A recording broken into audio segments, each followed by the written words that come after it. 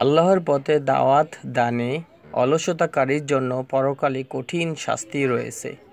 এই মর্মে হাদিসে এসেছে, নুমান ইবনে বাশির রাদিয়াল্লাহু তাআলা আনহু বলেন, রাসূল সাল্লাল্লাহু আলাইহি সাল্লাম বলেছেন, আল্লাহর বিধান পালনে অলসতাকারী ও অমান্যকারীর দৃষ্টান্ত ওই লোকের ন্যায় যারা লটারির মাধ্যমে কেউ জাহাজের উপরে কেউ জাহাজের নিচে স্থান পেয়েছে। তাদের মধ্যে যারা নিচে রয়েছে তারা পানি আনার জন্য উপরে গেলে উপরের লোকদের কষ্ট হতো। কাজেই নিচের এক ব্যক্তি পানি সংগ্রহের জন্য একটি কুড়াল নিয়ে নৌকার তলা ছিদ্র করতে আরম্ভ করলো।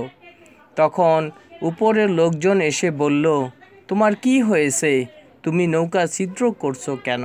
সে বলল, উপরে পানি আনতে গেলে তোমাদের কষ্ট হয়, আর পানি আমার একান্ত প্রয়োজন। এক্ষেত্রে যদি তারা ওই ব্যক্তিকে নৌকা ছিদ্র করতে বাধা দেয় তবে তারা তাকে এবং নিজেদেরকে রক্ষা করবে, আর যদি তাকে নৌকা ছিদ্র করার কাজে ছেড়ে দেয় তবে তারা তাকে এবং নিজেদের ধ্বংস করল। বুখারী মিশকাত 5138।